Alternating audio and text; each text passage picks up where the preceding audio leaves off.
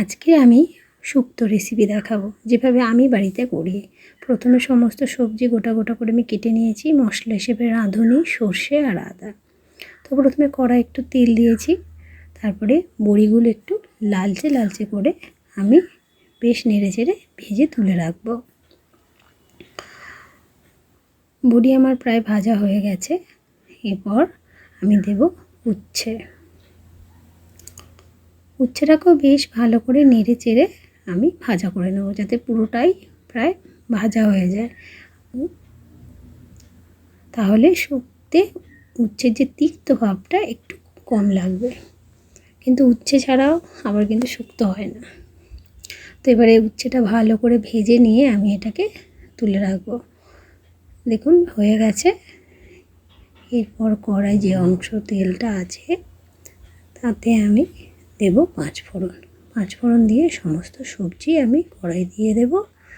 আমি যা আমার ঘরে সবজি ছিল তাই দিয়েছি। আপনারাও আমাদের প্রয়োজন মতো যা সবজি আছে আপনারা পছন্দ করেন দেবেন। তো এটাকে দিয়ে বেশ ভালো করে নাড়াচাড়া করে তারপরে একটু নুন দিয়ে আরেকটু ভালো করে নাড়াচাড়া করে আমি এটা ঢাকা দেব, যাতে ভালো করে এটা ভাজা ভাজা হয়। ভালো করে আপনারা অনেকে আলাদা আলাদা করেও সবজিগুলো ভাজতে পারেন, কিন্তু সময় যাতে বাঁচে তার জন্যই আমি সমস্ত কিছু একসাথে দিয়েই ভাজা করে নিয়েছি। তো সবজি প্রায় ভাজা হয়ে এসেছে। এরপরে আমি এতে জল দেব, অনেক নয়, পরিমাণ মতো জল দেব।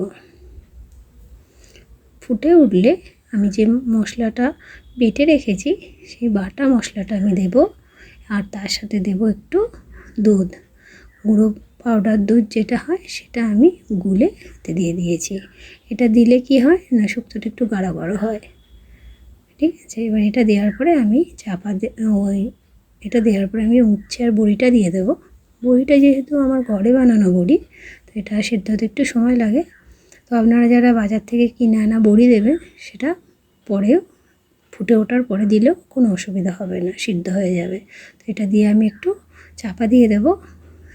শুক্তো ফুটে এসেছে এবং সমস্ত সবজিও মোটামুটি সিদ্ধ হয়ে গেছে। এরপরে আমি একটু চিনি দেব এবং নামানোর আগে দেব ঘি। যারা যেমন চিনি খেতে পছন্দ করেন, কম বেশি সেভাবে খাবেন। এভাবে গরম গরম শুক্তো গরম ভাতে খুবই